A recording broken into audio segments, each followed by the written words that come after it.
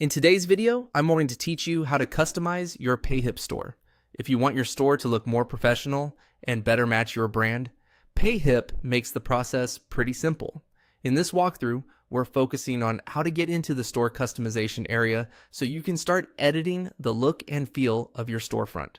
To begin, go to your Payhip dashboard. This is the main control center for your account, and it's where you manage your products, sales, and store settings.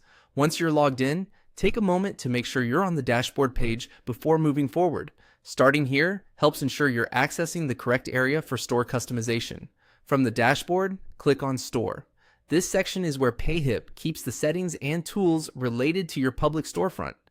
In other words, this is the part of your account that controls what your customers see when they visit your shop. If you've never explored this section before, don't worry, you don't need to change anything yet. For now, you're simply navigating to the right place. After that, click on Launch Your Store Builder. This is the tool you'll use to customize your Payhip store visually.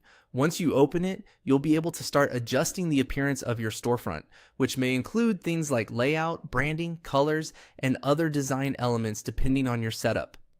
The builder is designed to make customization easier, especially if you don't want to deal with complicated code or advanced design tools. When you enter the store builder, it's a good idea to move slowly and review each section carefully. Small changes can make a big difference in how polished and user-friendly your store looks. Try to keep your branding consistent so your store feels clear and trustworthy to visitors.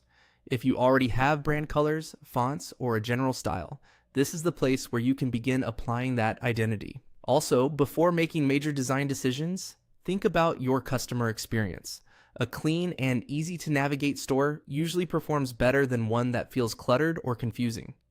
Focus on making your storefront visually appealing while still keeping it simple. That's it for getting started with customizing your Payhip store. Once you've reached the store builder, you're in the right place to begin personalizing your shop and making it your own.